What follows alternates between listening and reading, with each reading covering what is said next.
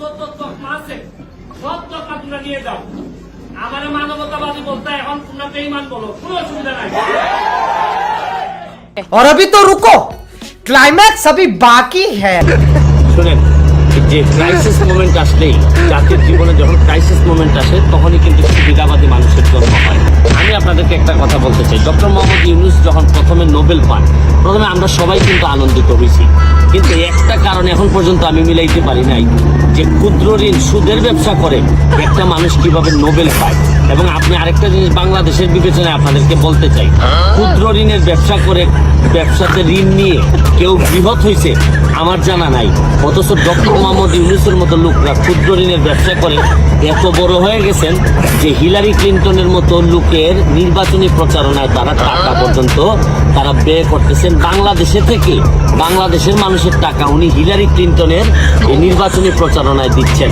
শুনেন, আমি একটা জিনিস আপনাদেরকে বলি, এই দুঃসময়ে এখন যে সময়টা ক্রাইসিস মোমেন্ট, এই সময়ে আওয়ামী লীগের মধ্যেই আমি আওয়ামী লীগের যারা প্রতিবাদ করার সময় আছে, আমাদের যা যা আছে তার বিভিন্ন সময় আমরা বলবো আমাদের দুর্নীতির বিরুদ্ধে যুদ্ধ চলতে থাকবে। কিন্তু এখন মনে রাখবেন যে জননেত্রী শেখ হাসিনা, আমি বারবার বলছি যে উনি যদি না থাকেন তাহলে আমাদের মতো মানুষের প্রতিবাদ করার সাহসও থাকবে না, কারণ উনি বঙ্গবন্ধু কন্যা বলেই আজকে আমাদের এরকম প্রতিবাদ করার সাহস আমরা পাচ্ছি। শুনেন, দেশের মধ্যে দুই দলের মধ্যে বিভক্তি থাকতে পারে, কিন্তু আরেক দলকে পরাজিত করার জন্য বিদেশের যারা, আপনারা জানেন যে এই আমেরিকা কিন্তু ইতিহাসের পুনরাবৃত্তি। ৭১ সালের যুদ্ধের সময় আমেরিকা আমাদের বিরোধিতা করছে, এখন যখন বাংলাদেশ যখন অন্য লেভেলে চলে যাচ্ছে উন্নয়নের দিক থেকে, তখনও কিন্তু আমেরিকা আমাদের বিরোধিতা করতেছে।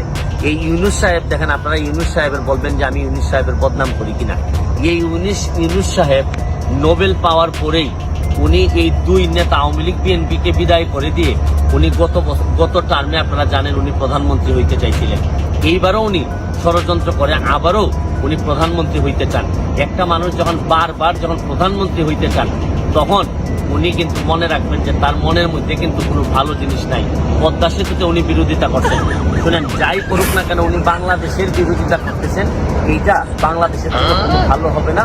এবং উনি যত বড় নোবেল বিজয়ী হন না কেন, নিজের দেশের বিরোধিতা করে আমার মনে হয় উনি কোনোদিন মানুষের মনে জায়গা নিতে পারবেন না।